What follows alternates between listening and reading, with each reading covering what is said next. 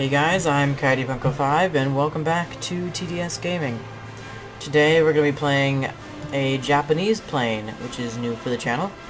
And of course I picked the A7M1 because this thing is a beast. It's essentially a 5.3 at 4.7 with a premium booster for not too insane of a price. This thing is truly amazing. The turn time is nearly unrivaled.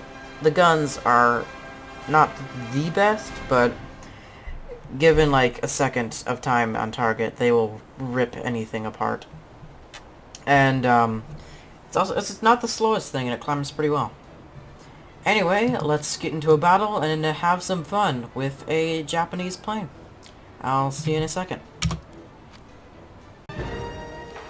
Okay, we got into a battle now with the A7M1 and on Mozdok. I'm assuming that... Are we going to be facing the Russians? Oh, this is a bigger battle. So we got Germany, Japan, and Italy versus America, Russia, or USSR, and the UK, Britain. So yeah, with this plane, it's such an easy and fun plane to fly, because you get a ton of SL from it, and it's honestly some brain-dead flying quite often. You just climb up to about maybe 3 to 4K, maybe 5K and larger max. You find a little enemy pilot, and once you get on their 6, then there's honestly not much they can do, because you can hold your speed with them actually fairly well, as long as they're not like in a dive or something, or like a P-47 at high altitude. Anyway, or low altitude, just get P-47s when they are at... Well, whatever, that's not the point. You can hold on most enemy planes quite easily, and they surprisingly amount of the time will try dogfighting you, which pretty much guarantees you a kill. I mean, the thing has 20 mils, is extremely maneuverable, and isn't that bad when it comes to speed, and is quite good in acceleration.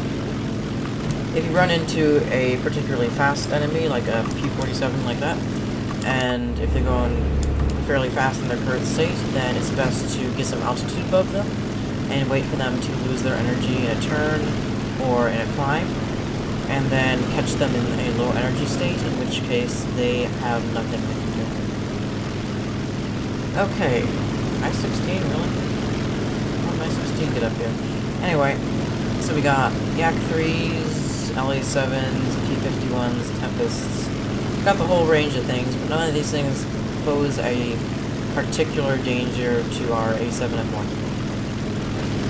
As every single thing here we can outturn fairly easily, except maybe the I-16. Okay, looks like a P-51 has turned towards me. I am now going to evade all of the P-51's fire here. Man, I have to play this thing long. Okay, so I evaded a little bit of his fire, and I ran into the entire enemy team, didn't I? Fortunately, this thing is a maneuvering beast. Okay, go under, avoid the Tempest.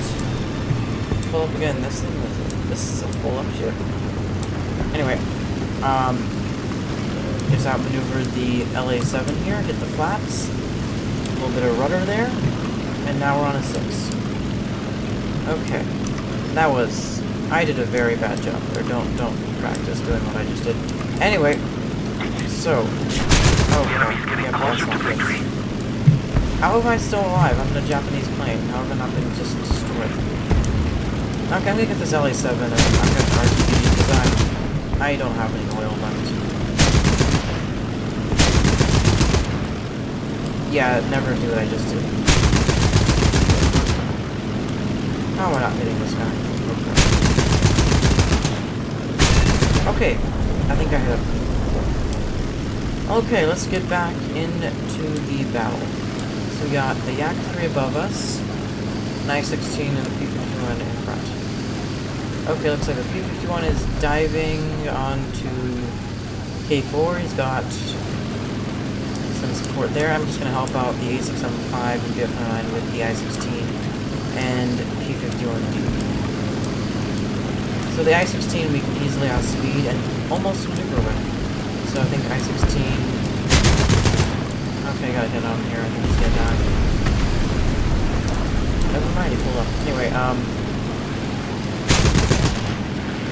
lower the throttle. Put a shot on him again. Roll back down.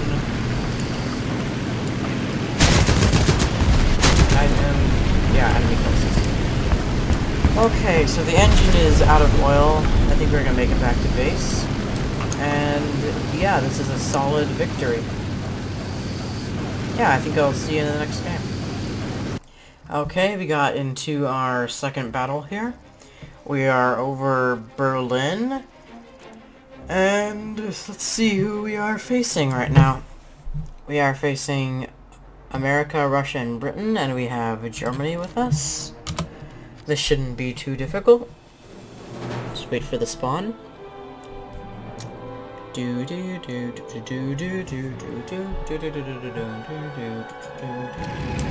here we go. The acceleration on this thing is insane. I've done most Japanese planes, it's insane. Attention to the map! Okay, we got Fokker 985, one more A7M1, A6M3,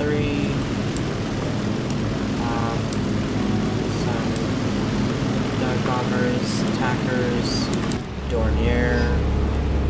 Okay. It's the basics there. Anyway, I will see you in a minute once we get to a decent altitude and see some of these enemies. Okay. Yeah. See you in a second. Okay, we're at 5.2k altitude. We have some enemies popping up now, and so it's time to intercept. And now this is Spitfire. That just went from in our favor to a Spitfire. Anyway, it's not too difficult to fight a Spitfire. You can honestly just turn fight them, and oftentimes because they'll rely on their Spitfire maneuverability against other targets. I will often see Spitfires trying to turn fight Japanese aircraft, and then they'll realize at the end, right before they die, that maybe the Japanese aircraft is slightly more maneuverable. Anyway, I still see his dot up here, so I'm gonna stay locked on that, and see if I can get a little bit closer and then pull around onto him. Engaging the enemy! Just 4.5k to go. Where's this guy climbing to? I mean, seriously, where's this? If I wasn't intercepting here, what would he do? Just climb off into space? I'm actually starting to wonder if he notices me. What's behind me? The P-47? That's P-47. Anyway, he is now trying to pull towards me. He abandoned that, now he's pulling under. It's a decent tactic for avoiding fire. Yep, there we go. Somebody cover me! I forgot how good these guns were. Okay, let's turn around and find some more targets.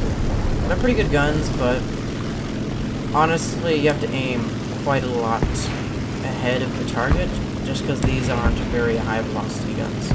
They're actually quite a lot less velocity than things like a MG151 or even, I think, Hispanos. Or at least that's what it feels like when firing them. I think the P-47's got enough on them. I'm gonna head for some of the guys more over this way. I think I'm gonna head for the Zubrat down there, P-47. Man, their team really didn't climb very much. It should be very easy to win. So the Japanese aircraft, it's almost guaranteed that you're going to win like 4 out of 5 matches you play, simply because the enemy team tries to dogfight you, or they just don't climb. There's a combination of things that just always makes you the superior aircraft in this situation. And it's surprisingly consistent. Okay, this actually is a bad situation down here. We got 2 Rapoons over on that. Okay, yeah, he's down. Oh yes, BF-109 support, thank you. What is that P-47 doing? He's in a complete... Yeah, that was just instant death there. You don't go into a vertical stall with P-47. That's a death sentence. Anyway, we're now locked on to 6 of this. Oh, never mind. Hold on here. So we shot a little bit at least on the F-9T, and he crashed. Yeah. Okay. Anyway, now we have, I think this is the Wyvern over here. That should be another pretty easy target to destroy. They are insanely fast, which, so that means we just have to get our shots on target while we're close up, and not dawdle at all, otherwise we're going to end up in a situation where he just outruns us, and if he knows what he's doing, he'll lose him, so we're getting us. And that's not what I want, because that's a death sentence for a Japanese aircraft. How far away is this guy? I also got a Corsair behind us. I wonder if someone's gonna go for him. Wait, is that P-47 still alive? Okay, that's... Oh, I'm over the image. Okay, that Wyvern or whatever that is climbing, so I'm gonna turn around and hit the Corsair and Thunderbolt over here. Also, for cooling down your engine, I find that 97% works perfectly. It still gives you almost all of your power, and it also pretty consistently, okay, shouting outside. Anyway, it also pretty consistently keeps your engine cool. I don't think I found a engine on pretty much any aircraft that will not stay cool. Oh, that's not a good position. Yay, sparks. I don't think I've really found any aircraft that won't stay cool at 97%. So yeah, so what we did there is a little bit of stupidity, but I pulled up and the P-47 went too slow, and then I could easily pull around on him, and if there wasn't a teammate there, then I would have killed him. It's not that difficult. Anyway, so we got a Corsair here now, and you can see how maneuverable this thing is. It's insane. And the Corsair bails out because he's such a great aircraft. Yeah, so I think we just have a Wyvern and a bomber of some sort left. So yeah, that's pretty much endgame. We have... It was actually closer than it usually is. Oh, we got a P-47, so the bomber was indeed not a bomber, but rather a P-47 idiot who took bombs. That's a bomber, kind of. Anyway, let's see if we can get this P-47 here. He's got the advantage, however, unless he's carrying bombs, because he's got a ton of energy, he's got a ton of speed, and he's got more altitude than us. Okay, it looks like the A7M1 has got the P-47 locked onto him. Yeah, it's perfect, because that just lost the P-47 most of his altitude, thereby a lot of his energy, and now he has to rely on his speed rather than altitude. So as soon as we catch up with him, or he attempts a turn, and we catch up with him, then he is pretty much guaranteed to die.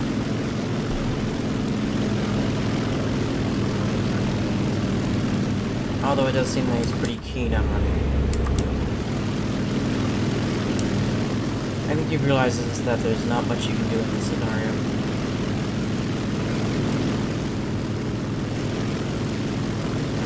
Come on, dude, turn around.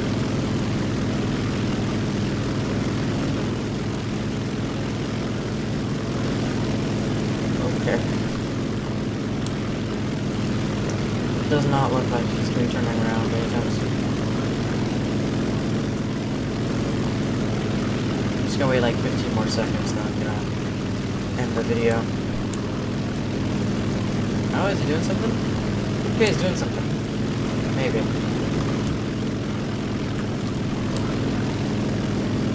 Yeah, he's doing something.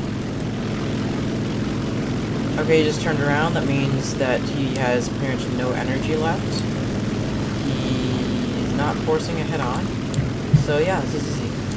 We're just gonna dive on him using the altitude we gained in the chase.